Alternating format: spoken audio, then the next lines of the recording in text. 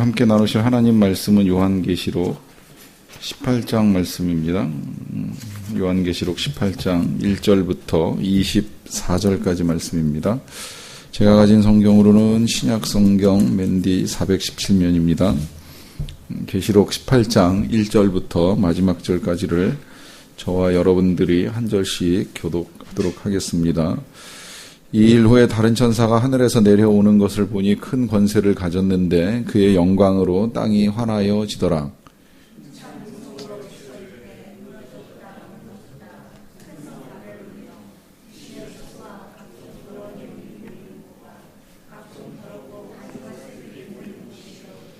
그 음행의 진노의 포도주로 말미암아 만국이 무너졌으며 또 땅의 왕들이 그와 더불어 음행하였으며 땅의 상인들도 그 사치의 세력으로 치부하였도다 하더라.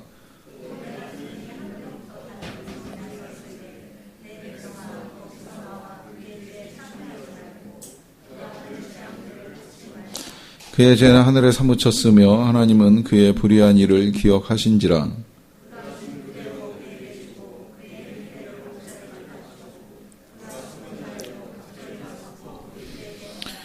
그가 얼마나 자기를 영화롭게 하였으며 사치하였든지 그만큼 고통과 애통함으로 갚아주라. 그가 마음에 말하기를 나는 여왕으로 앉은 자요 과부가 아니라 결단코 애통함을 당하지 아니하리라 하니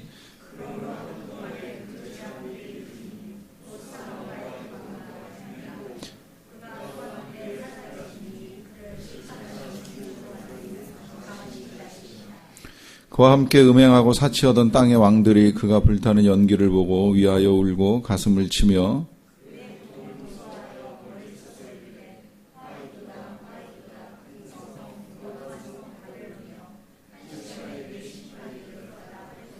땅의 상인들이 그를 위하여 울고 애통하는 것은 다시 그들의 상품을 사는 자가 없음이라.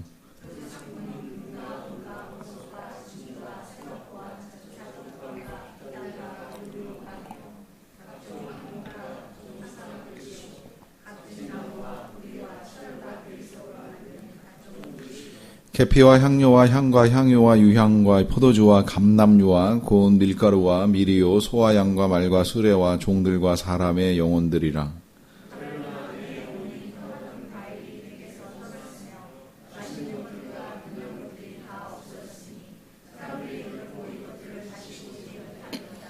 바벨론으로 말미암아 치부한 이 상품의 상인들이 그의 고통을 무서워하여 멀리 서서 울고 애통하여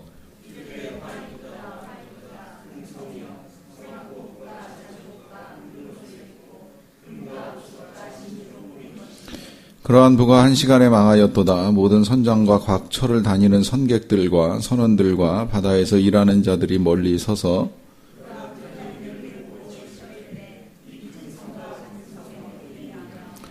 티끌을 자기 머리에 뿌리고 울며 애통하여 외쳐 이르되 화 있도다 화 있도다 이 큰 성이여 바다에서 배부리는 모든 자들이 너의 보배로운 상품으로 치부하였더니 한 시간에 망하였도다.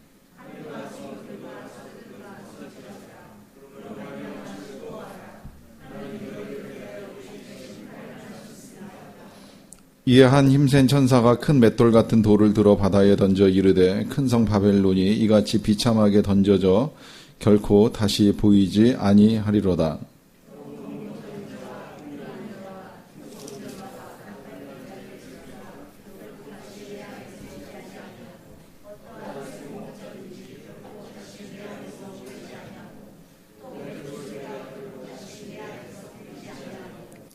등불빛이 결코 다시 내 안에서 비치지 아니하고 신랑과 신부의 음성이 결코 다시 내 안에서 들리지 아니하리로다. 너의 상인들은 땅의 왕족들이라 네 복술로 말미암아 만국이 미혹되었도다.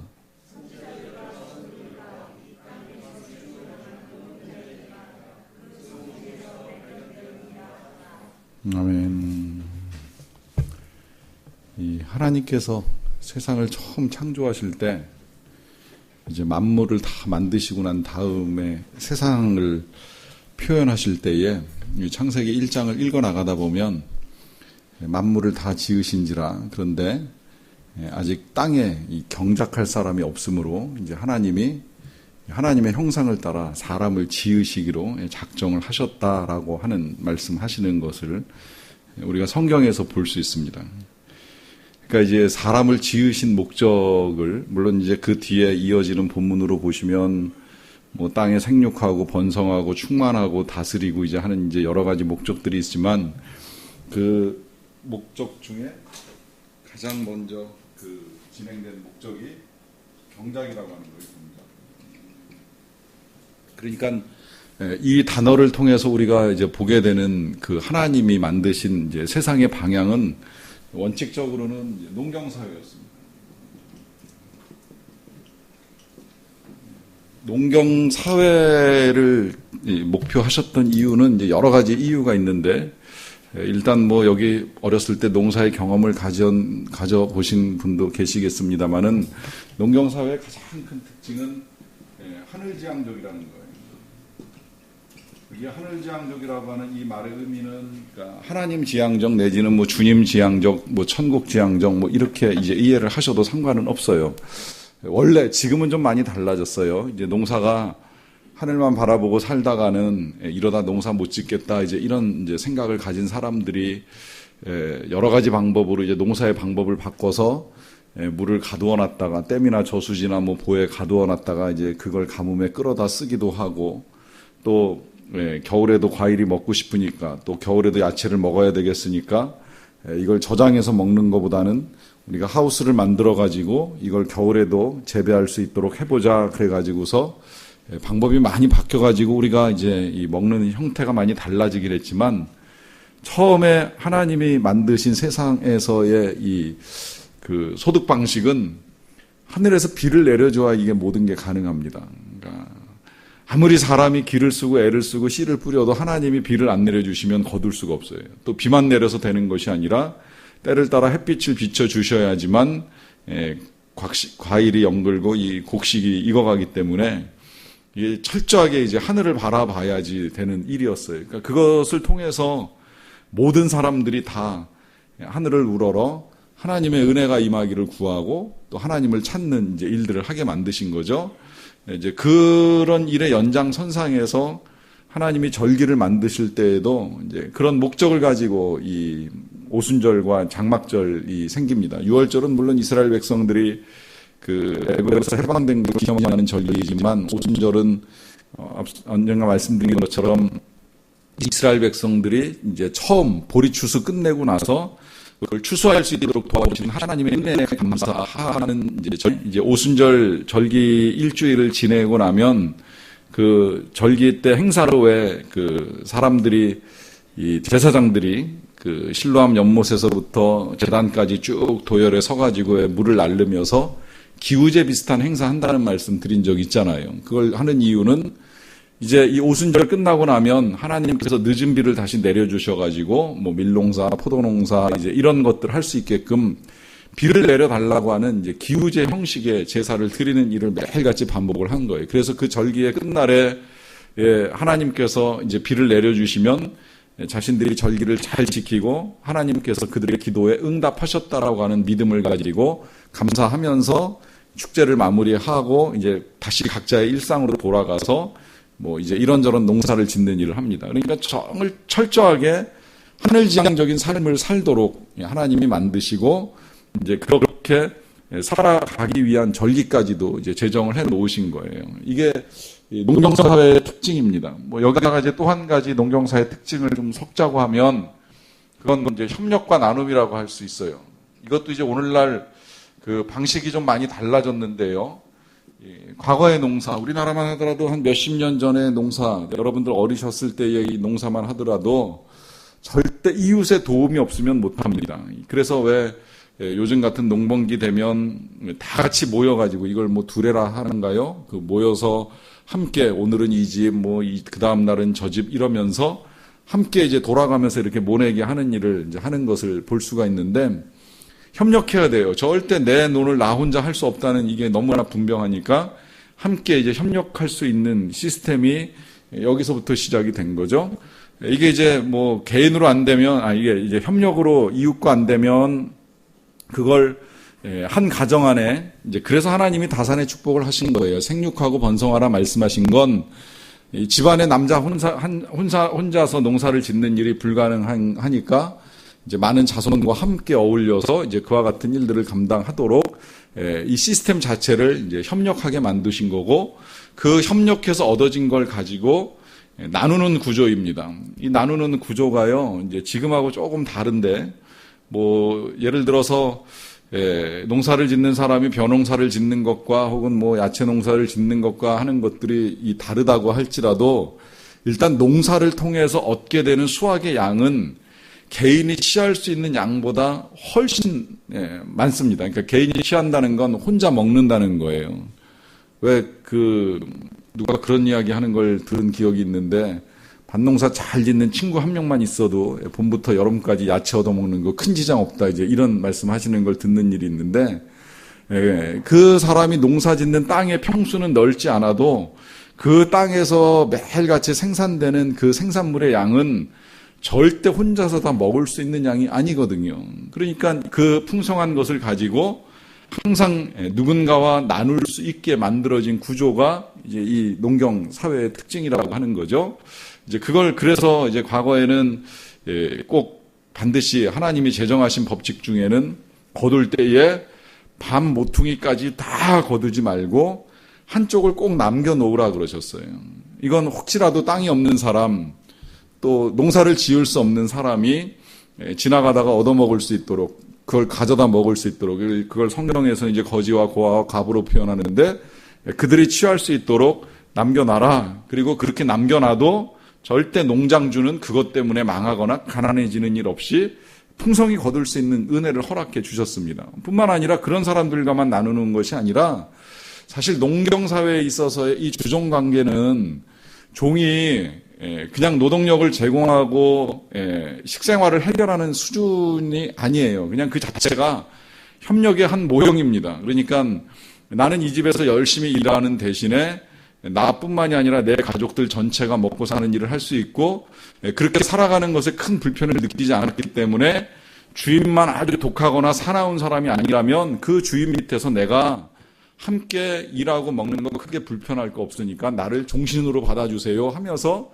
문설주에다가 길을 뚫어서 박아달라고 이야기하고 종신서약하는 거예요.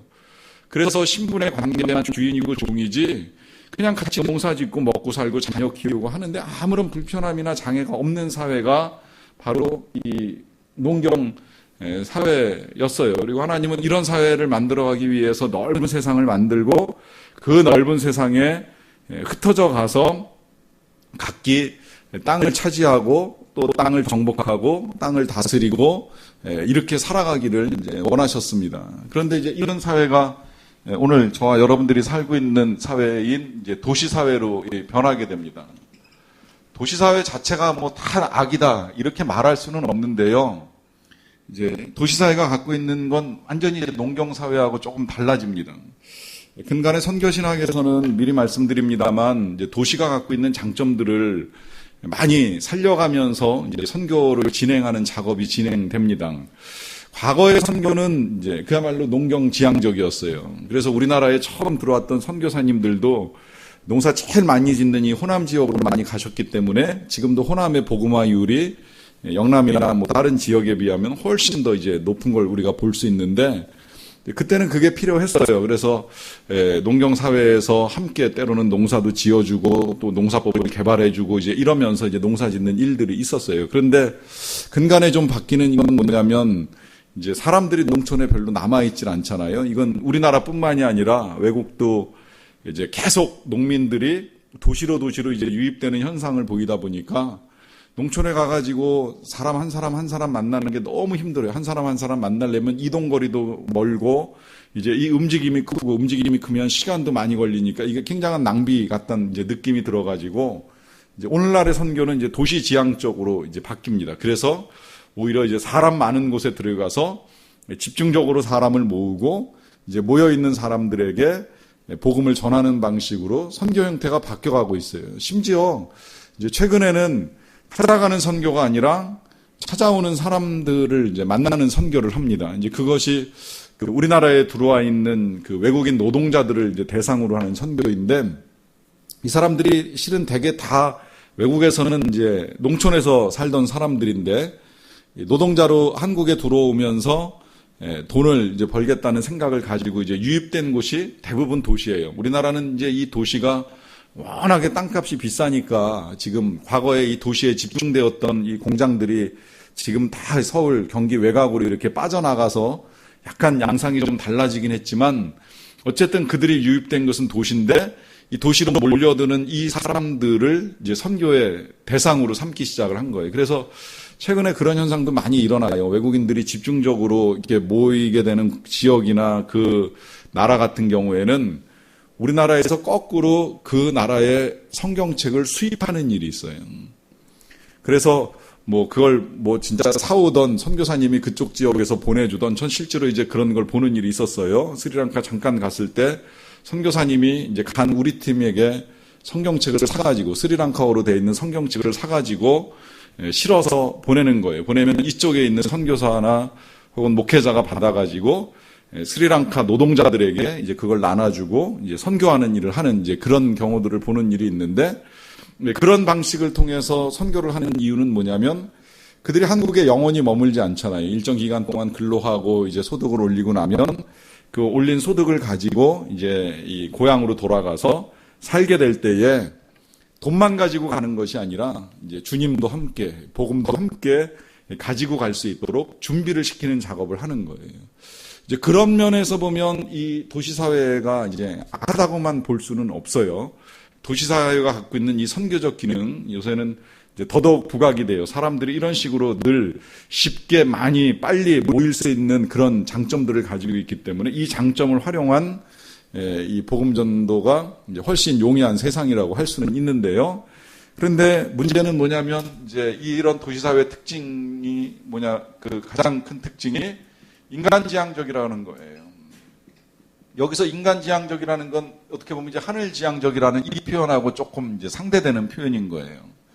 굳이 하나님이 안 계셔도 인간의 지식이나 인간의 기술이나 혹은 인간의 정보를 잘 활용해서 얼마든지 우리끼리 잘 살 수 있는 세상을 만들지 않겠는가. 아까 말씀드린 대로 굳이 하늘에서 비를 안 내려도 우리가 땅에서 물을 퍼올리던 아니면 흘러내려오는 비를 막아가지고 가두어 놓든 우리의 힘으로 물을 막아서 필요한 물을 공급해보자. 겨울에 햇빛이 부족하다라고 한다면 인간이 만든 하우스 공법을 통해가지고 더 많은 일조량을 억지로라도 만들어서 이제 그게 최근에는 햇빛이 아니라 그 LED 전구를 활용해가지고 이제 실내에서도 얼마든지 이 태양광, 태양열과 비슷한 효과를 낼 수 있기 때문에 실내 농사가 연중 가능하다는 이야기 들어보셨을 거예요. 그런 방식으로 이제 우리 스스로 우리가 먹을 수 있는 것들을 만들어내는 이 세상에 살게 돼 있다는 거예요. 이제 그러다 보니까 인간지향적이 된다는 이 말은 하나님이 필요 없어지는 거죠. 하나님 없이도 우리가 얼마든지 살 수 있다. 그래서 도시가 발달하는 나라일수록 도시가 발달하는 사회일수록 하나님을 찾는 사람은 점점 줄어들 수밖에 없는 거예요. 왜? 우리 힘으로 다 할 수 있으니까. 하나님 없어도 충분히 가능하니까 그런 현상들이 나타나는 겁니다. 그런데 이제 그것이 그냥 단순히 인간 지향적인 데서만 끝나는 것이 아니라 인간 지향적인 삶에서 이제 이런 것들이 축적되잖아요. 지식이나 기술이나 정보가 축적이 되고 더 나아가서 재산이 축적이 됩니다. 사실 농경사회에서는 재산을 축적하는 게 굉장히 어려워요. 일단 어떤 형태로든 여기는 사실 그 목축이라고 하는 것도 포함이 될 수 있는데 사실 목축도 하늘을 지향하지 않으면 할 수 없어요. 특히 이스라엘 같은 나라는 매일 아침마다 하나님이 이슬을 내려주지 않으면 풀이 자라지 않고 풀이 자라지 않으면 하루 종일 가축들을 그냥 굶겨야 돼요. 그런데 놀랍게도 그 나라가 가지고 있는 일교차에 의해서 아침에 이슬이 맺히게 되고 그 이슬이 맺힌 그 한 방울 두 방울의 물이 그날 풀을 자라게 하고 그것이 그 짐승들을 먹일 수 있는 도구가 되기 때문에 정말 하늘지향적이 되는데 이 목축이나 농경을 하고 그것에 의해서 축적된 재산을 보존하려고 하면 뭔가 큰 게 필요합니다. 이 곡식 창고를 지어도 어마어마해야 되고 또 외양간을 만들어도 내가 아무리 많은 소를 가지고 있어도 그것을 가둘 만한 공간이 주어져야 이걸 가두게 되잖아요. 그러니까 축적 자체가 쉽지 않다는 거예요. 그런데 인간지향적 사회의 특징은 뭐예요? 축적이 쉬워요. 이걸 이제 화폐로 또 이제 은행으로 금융으로 바꿔놨기 때문에 굳이 내가 뭐 창고를 집에 만들어 놓지 않아도 얼마든지 이제 그걸 축적해 놓고 쌓을 수 있는 이제 그런 시대가 돼버린 거예요. 그런데 이렇게 축적하고 쌓아놓는 시대의 불행은 뭐냐면 이제 거기에 인간의 욕심이 작동을 하게 된다는 거죠. 결국 이 인간의 욕심의 작동은 뭐예요? 경쟁을 낳게 되고 이 경쟁에서 밀리지 않기 위해서 다툼이 나타나게 되고 이 다툼이 이제 집중화된 사람들 간의 싸움으로 나타나면 그게 전쟁이 되는 거예요. 그러니까 도시사회가 사실은 굉장히 이제 위험한 거죠. 그러니까 하나님이 이거 아시고 자꾸 흩어지라고 이 땅을 정복하라고 이제 이런 명령을 계속 내려주셨어요. 사실 땅을 정복하라 하시는 이 명령은 우리가 뭘 정복하겠습니까?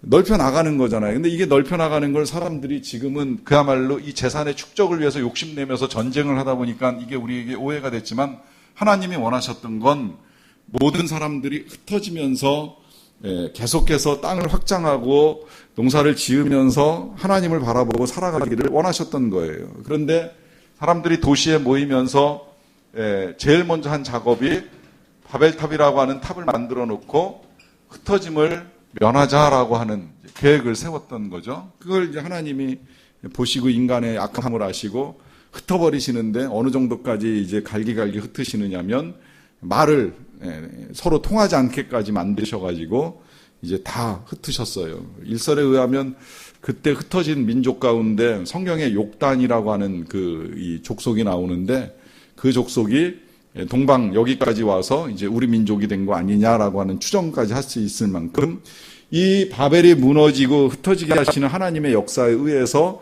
여기까지 와서 이렇게 농사짓고 잘 살고 있었던 거예요. 그럴 만큼 하나님이 원하시는 건 사람들이 도시라는 형태에 모여서 악을 만들어가는 것은 절대 아니었다는 거예요. 근데 안타깝게도 이제 도시가 생겨나고 그 도시 안에 사람이 모이면서 이 여러 가지 악들이 일어나는데 그 악이 가장 극에 달았을 때가 바벨탑이라고 이제 본다면 안타깝게도 그 이름이 그대로 나중에 이제 바벨론이라고 하는 나라에서 이 지명을 가져다 쓰는 바람에 바벨론은 또 한 번 이 도시의 악의 상징이 돼버리고 만 거예요. 그래서 오늘 저와 여러분들이 보는 이 바벨론의 멸망에 대한 이야기는 이 사람들이 집단적으로 모여 있을 때에 나타나는 악의 형태를 쉽게 볼 수 있는 걸 우리가 이제 알게 되고요. 그런 악에 대해서 하나님이 어떻게 다루시느냐라고 하는 것을 이제 볼 수 있습니다. 그걸 성경을 쭉 읽어 나가면서 이제 풀어보도록 하겠습니다. 계시록 18장 1절부터 좀 볼게요. 이 일 후에 다른 천사가 하늘에서 내려오는 것을 보니 큰 권세를 가졌다. 이 큰 권세라고 하는 표현을 사용하는 건 당시에 하나님의 백성들을 괴롭히던 사람들을 힘들게 하는 그 권세를 이길 만한 권세라는 걸 이제 암시해 주는 거예요. 그 큰 권세를 가졌는데 그의 영광으로 땅이 환하여지더라 그래요. 그리고 그 천사가 힘찬 음성으로 외쳐 이르되 무너졌도다 무너졌도다 큰 성 바벨론이여 귀신의 처소와 각종 더러운 영이 모이는 곳과 각종 더럽고 가증한 새들이 모이는 곳이 되었도다라고 하면서 지금 요한의 계시를 통해서 바벨론이 무너졌도다라고 하는 이제 말씀을 하고 있습니다. 그런데 아시겠지만 이 바벨론이라고 하는 나라는 이미 요한의 계시 이전에 한 500년 전에 이미 무너진 나라예요. 그런데 다시 왜 지금 요한이 이 시점에서 바벨론이 무너졌도다 무너졌도다 선포를 하겠습니까? 왜 하나님이 지금 그렇게 천사를 통해서 요한에게 말씀해 주십니까?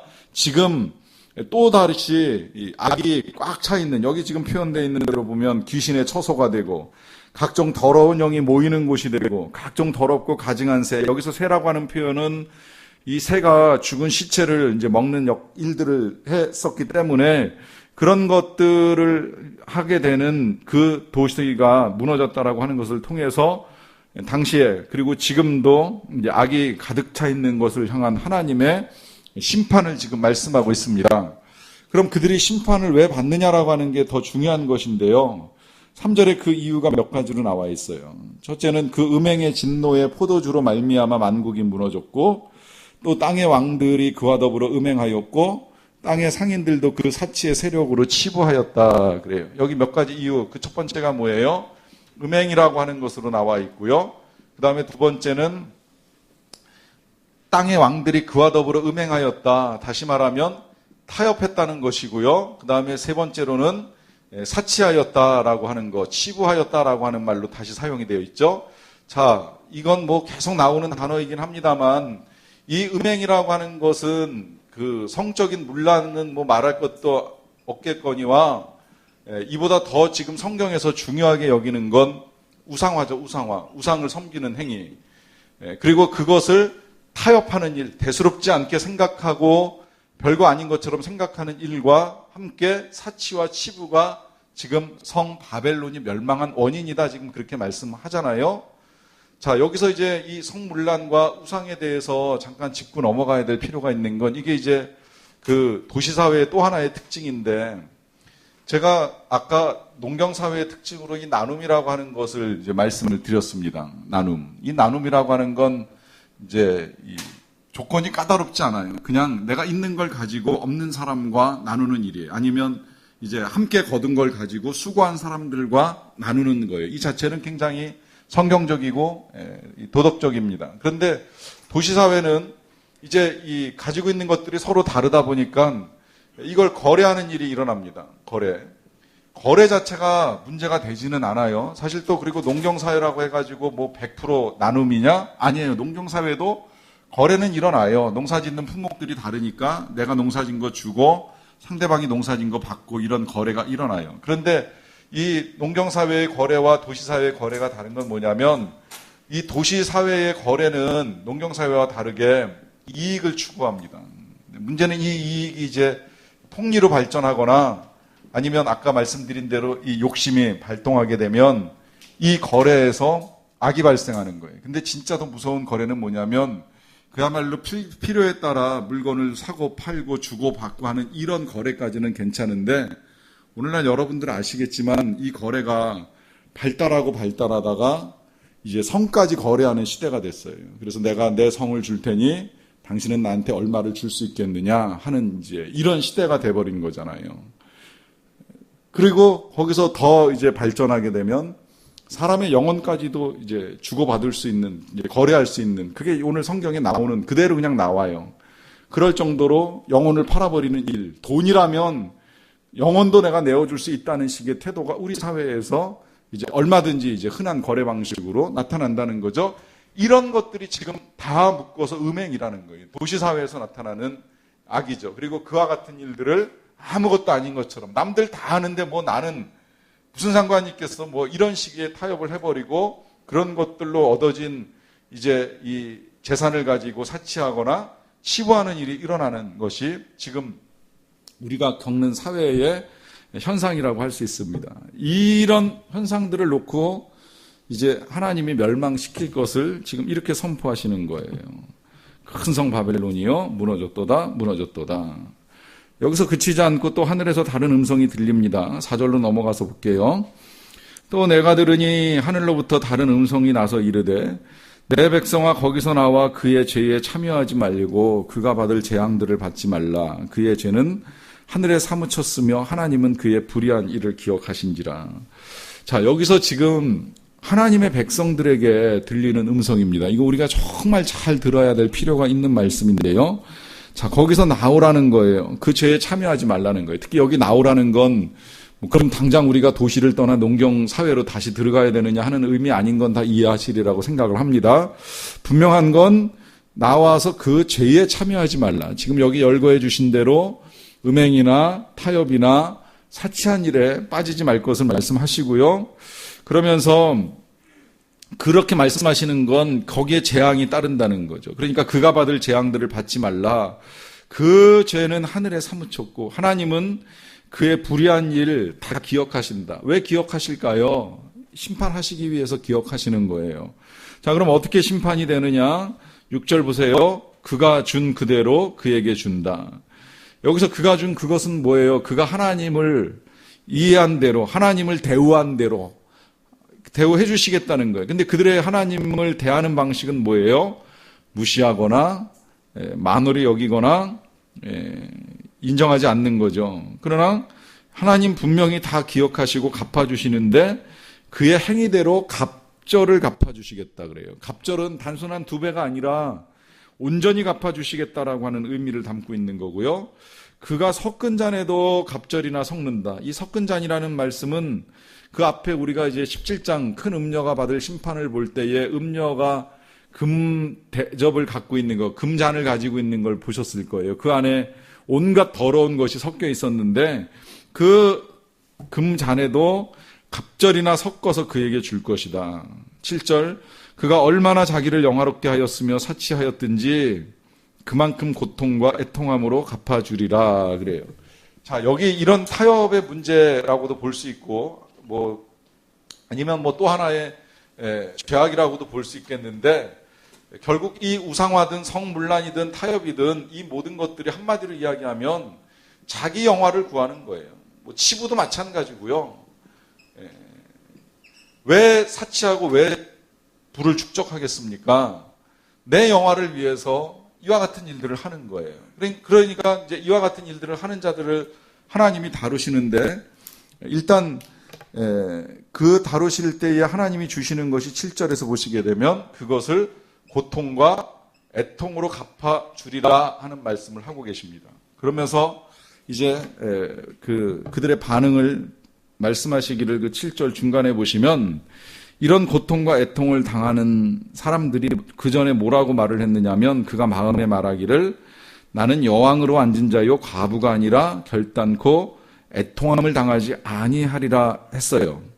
자, 왜 여왕과 과부를 비교해 놓을까요? 여왕은 여인으로서는 최고의 위치에 있는 존재입니다. 영화로운 존재예요. 말 그대로 정말 권세와 부를 가지고 있는 존재 아니겠습니까? 그런 사람이 정말 스스로 내가 하루아침에 망해가지고 고통을 당한다? 생각 못하는 거죠. 여기 과부는 반대로 애통과 가난의 상징입니다. 슬픔과 고통의 상징이에요. 그러니까 나는 여왕으로 앉은 자요 과부가 아니라 하는 건 뭐예요? 나는 대단한 존재이지 절대 불쌍한 존재가 아니라고 생각을 한 거예요. 그런데 그렇게 말했는데 8절에 보시면 그러므로 하루 동안에 그 재앙이 이른다. 하루 동안에 이른다는 건 순식간에 이른다는 거예요. 아주 짧은 시간에 이른다는 겁니다. 그러니까 순식간에 그 재앙이 이르는데 사망과 애통함과 흉년이라 그래요. 그러니까 고통과 애통뿐만이 아니라 사망과 흉년도 이르게 될 것이다 라고 하면서 이제 이런 악의 소굴이 받게 될 고통, 심판에 대해서 말씀하고 계시는 걸 볼 수가 있습니다. 뿐만 아니라 그가 또한 불에 살라지리니 그를 심판하시는 주 하나님은 강하신 자이심이라 그래요. 강하신 자. 이 하나님이 강하시다라고 하는 사실을 모르거나 아니면 그 사실을 무시했던 사람들이 순식간에 이와 같은 일을 겪을 수 있다라고 하는 것을 분명하게 경고합니다. 오래전에 이 타이타닉이라고 하는 배가 만들어졌을 때에 그 배를 제작하는 일에 이제 주도했던 사람이 배 건조가 끝나고 나서 그 배를 선장에게 넘겨주고 첫 운항을 할 때 이런 말을 했다고 그래요. 이 배는 하나님도 침몰시키시지 못할 것입니다. 사실 그렇게 보였을 것 같기는 해요. 왜냐하면 워낙 배가 크고 견고하게 잘 만들어져서 그 당시에 그 이상만한 여객선이 없었으니까요. 그러니까 이건 정말 쉽게 침몰하지 못한다는 걸 강조하기 위해서 이 배는 하나님도 침몰시키실 수 없다. 자신만만했어요. 마치 어떻게 보면 지금 이 도성이 하는 말처럼 나는 여왕으로 앉은 자요 과부가 아니다라고 하면서 절대 나의 부, 나의 권세, 나의 영광이 쇠하는 일이 없을 것이다 라고 하는 교만을 떠는 일이 있었죠. 그런데 그 역사를 아시다시피 타이타닉호는 첫 운항에서 끝내 대서양을 건너지 못하고 침몰하고 이제 그 배의 생명을 다하고 맙니다. 단단해 보이고 강해 보이지만 하나님이 만드신 하나님 앞에서조차도 아니고 하나님이 만드신 자연 앞에 걸려 넘어지면 순식간에 가라앉아 버리고 함께 멸망하는 도시 같은 배가 되어버리고 만 거예요. 그러니까 이 한순간에 우리의 인생이 그렇게도 끝날 수 있다는 거. 그것을 심판하시는 하나님이 강하신 자이라는 것을 모르거나 무시하며 살아갈 수가 없다라고 하는 것이지요. 그러다 보니까 이제 그와 함께 음행하고 사치하던 땅의 왕들이 이렇게 멸망하는 도성을 보면서 이제 반응을 보이는 게 그 다음 이제 9절부터 쭉 이어지는데요. 볼까요? 9절입니다. 그와 함께 음행하고 사치하던 땅의 왕들이 그가 불타는 연기를 보고 위하여 울고 가슴을 치며 그의 고통을 무서워하여 멀리 서서 이르되 화있도다 화있도다 큰 성 견고한 성 바벨론이여 한 시간에 내 심판이 이르렀다 그래요. 여기 특별히 설명할 거 없을 것 같아요. 한 시간 짧은 시라고 말간이라고 말씀드렸는데 순식간에 심판이 이르렀다 말을 합니다. 또 왕들뿐만이 아니라 11절 보시면 땅의 상인들이 그를 위하여 울고 애통하는 것은 다시 그들의 상품을 사는 자가 없음이라 그래요. 근데 여기 보니까 위에 왕들이 애통하는 것과 땅의 상인들이 애통하는 게 조금 다르지만 사실 또 어떻게 보면 크게 다르지 않은데 이들이 애통하는 건 지금 멸망당하는 그 도성의 사람들을 보는 애통이 아니라 자신들의 상품을 팔아줄 자가 없다는 것 때문에 사줄 사람이 없기 때문에 애통을 하고 있는 거예요. 여기서 우리가 한 가지 더 생각을 해야 되는 게 뭐냐면 도시는 분명히 이런 모든 것들을 가지고 이제 경제 중심의 활동을 이제 합니다. 경제 중심의 활동을 하다 보니까 이제 우리가 그런 속에 살아가고 있어요. 경제가 전부인 것처럼, 돈 버는 일이 전부인 것처럼, 돈을 벌어야지만 모든 걸 할 수 있는 것처럼 생각하는 사회 속에 살아갑니다. 근데 이 사회가 가지고 있는 가장 큰 위험은 뭐냐면 사람을 못 보고 돈을 먼저 본다는 거예요. 우리 사회가 지금 이제 그런 병리 현상을 많이 겪고 있잖아요. 그러다 보니까 지금 도성이 무너지는데 저 밑에 깔려 있는 사람 어떡할까? 저 밑에 죽어가는 사람 어떡할까라고 하는 것보다 나 이제 어떻게 먹고 살지? 저 도시가 없어지면 난 어떻게 밥 벌어 먹고 살지? 이거에 더 큰 관심을 기울이고 있는 거예요. 지금 그 반응을 지금 보여주고 있는 거예요. 그러면서 거기 12절부터 여러 가지 상품이 쭉 열거되는데요. 그냥 구분해서만 읽어나가면 그 상품은 금과 음과 보석 진주, 여기까지는 보석 육류고요. 그 다음에 세마포와 자주 옷감과 비단과 붉은 옷감은 의류들이고요. 그 다음에 각종 향목과 각종 상아 그릇이요, 값진 나무와 구리와 철과 대리석으로 만든 각종 그릇. 이건 이제 이 가구 집기류들이겠죠.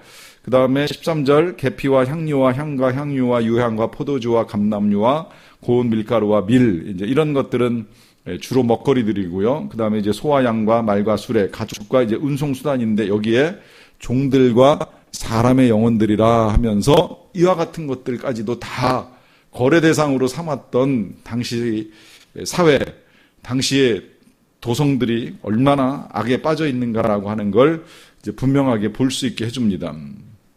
그러니까 14절에 바벨론아 네 영혼이 탐하던 과일이 네게서 떠났으며 맛있는 것들과 빛난 것들이 다 없어졌으니 사람들이 결코 이것들을 다시 보지 못하리로다. 바벨론으로 말미암아 치부한 이 상품의 상인들이 그의 고통을 무서워하여 멀리 서서 울고 애통하여 이르되 화있도다 화있도다 큰 성이여 세마포옷과 자주옷과 붉은 옷을 입고 금과 보석과 진주로 꾸민 것인데 그러한 부가 한 시간에 망하였도다. 계속해서 한 시간 이야기가 나와요. 순식간에 망한다는 거예요.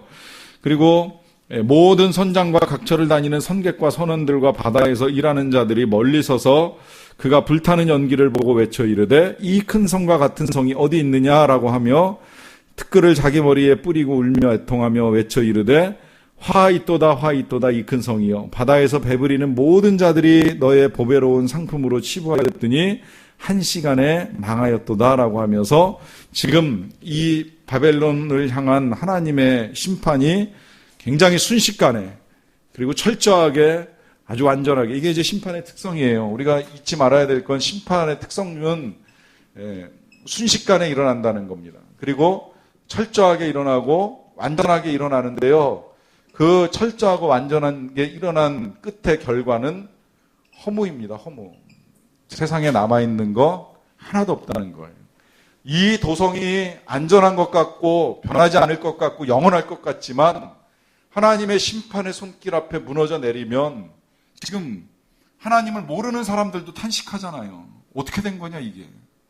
다 어떻게 한 거냐. 왜 이렇게 되었냐. 이제 이러면서 탄식하는 일이 일어나는 거예요. 그리고 이 한 시간이 망하였도다 이러면서 슬퍼합니다.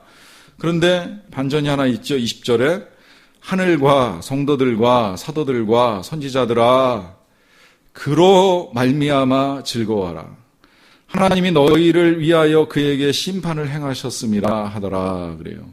자, 요건 굉장히 오해하기가 쉬운 말씀인데 잘 이해하셔야 됩니다. 여기 얼핏 보면 오해라고 말씀드리는 이유는 그들이 심판받는 거를 보고 즐거워하라 이렇게 좀 명하시는 것 같은데 지금 하나님이 마지막 여기서 즐거워하라는 건 절대 그런 이유가 아니고요. 그로 말미암아 하나님으로 말미암아 즐거워하라는 거예요. 왜? 하나님이 모든 걸 다 보시고 아시고 궁극적으로 심판하시기 때문에. 그런데 그 심판도 결국은 왜 하시는 거예요? 그 백성을 구원하기 위한 심판이에요. 심판의 목적은 구원입니다. 예수님 재림의 목적은 구원입니다. 7개의 대접을 쏟는 목적은 구원입니다. 악을 멸해야 선이 살아날 수 있기 때문에 하나님의 악을 멸하시는 일을 진행하고 선한 하나님의 백성들을 구원하는 것으로 말미암아 즐거워하라라고 하는 당부를 하시는 겁니다. 이제 그러면서 한 번 더 확인을 시켜주시는 작업이 그 뒤에 이어집니다. 24절입니다. 이에 한 힘센 천사가 큰 맷돌 같은 돌을 들어 바다에 던져 이르되 큰 성 바벨론이 이같이 비참하게 던져져 결코 다시 보이지 아니하리로다. 큰 맷돌을 바다에 던지면 이제 가라앉는 건 너무 분명하고요.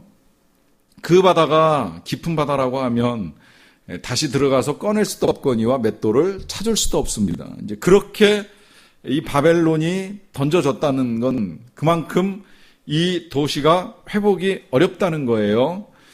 그리고 또 22절 검은 곳 하는 자와 풍류하는 자와 퉁소 부는 자와 나팔 부는 자들의 소리가 결코 다시 네 안에서 들리지 아니하고 어떠한 세공업자든지 결코 다시 내 안에서 보이지 아니하고 또 맷돌 소리가 결코 다시 내 안에서 들리지 아니하고 이건 이제 오락 소리, 풍악 소리 다 사라져버리고 세공업자가 보이지 않는다는 건 이제 보석이 더 이상 눈에 띄지 않을 만큼 된다는 것이라고도 할 수 있겠고요. 맷돌 소리가 들리지 않는 건 곡식을 갈고 음식을 만드는 소리가 나지 않는 것이고요. 등불빛이 결코 다시 비치지 아니한다는 건 그만큼 어두워진 세상이 되는 것이고요. 신랑과 신부의 음성이 결코 네 안에서 들리지 아니하리로다라고 하는 건 뭘까요? 사실 아무리 가난하고 힘든 사회에서도요. 결혼은 가장 큰 축제이고 낭만입니다. 그렇잖아요. 이 북한이 아니면 뭐 미얀마, 방글라데시 같은 나라 아무리 가난해도 결혼은 하거든요. 그리고 그걸 축하는 하거든요. 이게 인간의 가장 큰 축제고 기쁨이기 때문에. 그런데 그것조차도 할 수 없는 세상이 된다는 건 모든 기쁨이 이제 사라지게 된다는 의미가 되는 거죠. 그 이유는 너의 상인들은 땅의 왕족들이라 네 복술로 말미암아 만국이 미혹되었도다 하면서 그 이유 24절 또 하나 선지자들과 성도들과 및 땅 위에서 죽임을 당한 모든 자의 피가 그 성중에서 발견되었기 때문이다라고 하면서 이 도시가 이 도성이 바벨론이 그동안에 행한 그 모든 일들에 대해서 하나님이 보시고 아시는 대로 갚으시는 것을 우리가 볼 수 있습니다. 자, 이와 같은 일들을 통해서 한 번만 더 간단하게 정리하자면 하나님의 대적자는 반드시 심판을 받는다는 거예요. 그리고 안 그럴 것 같았던 그 기도의 응답, 그 옛날 그 순교자들의 기도는 응답이 되어서 이와 같은 심판으로 나타나고요.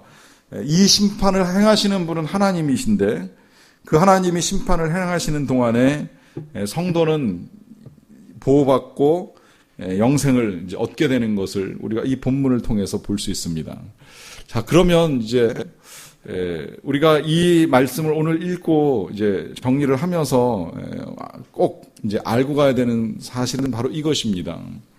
당시에 이 편지를 받아든 사람들은 바벨론이 로마일 것이다라고 하는 추정을 어느 정도 했을 거라고 이제 보통 해석을 많이 합니다. 뭐 그랬을 가능성 높다고 여겨져요. 왜냐하면 너무나 교회와 성도들이 그 로마에 의해 가지고 탄압을 많이 받았기 때문에 이제 그 성이 반드시 무너질 것이다. 하나님의 심판을 받게 될 것이다. 더군다나 그야말로 이 로마 안에서 많은 사람들이 술에 취해 피에 취해가지고 사람들이 죽어가는 걸 대단치 않게 생각하고 즐기는 일들이 있었기 때문에 그 성이 멸망할 건 너무나 분명한 일이다라고 하는 사실을 이제 다 알고 있었어요. 자, 그러면 이제 그렇게 진행된 하나님의 심판은 그때 이후로 끝일까요? 오늘 우리는 전혀 그런 일들을 경험하지 못하는 사회에 살아가고 있는 것일까요? 다들 절대 아니다라고 하는 것을 분명하게 인정하시리라고 생각을 합니다. 그렇다면 지금 이제 문제는 우리가 도시에 사느냐 농경에 사느냐라고 하는 그 삶의 자리가 중요한 것이 아니라 우리가 살아가는 삶의 자리에 지금 이와 같은 악은 얼마든지 지금도 진행될 수 있다는 거예요. 제가 이 말씀을 지금 나누면서 부탁을 드리고 싶은 건 여기서 열거되어 있는 이런 제약들이 결코 남의 것으로만 보실 필요는 없다는 거예요. 행여 우리가 도시에 살면서 우리도 또 이런 욕심이나 경쟁이나 다툼 속에 아니면 음행이나 타협 속에 혹은 사치 속에 살아가고 있었던 것은 아닌가라고 하는 걸 분명히 돌아볼 필요가 있는 것이고, 그런 우리를 향해서 구원의 손길을 내미시고 심판하시는 분으로 임하시는 주님을 향한 우리의 믿음이 분명하지 아니하면 아니 된다라고 하는 이 믿음을 우리가 다시 확인하는 작업이 필요하다는 겁니다. 그 믿음을 가지고 살아갈 때에 오늘 본문의 말씀대로 이와 같이 주님이 임하셔서 이 악한 세상을 심판하실 때에 우리가 그로 말미암아 즐거워할 수 있습니다. 그 즐거움을 누릴 수 있는 저와 여러분들이 되시기를 간절히 축원합니다.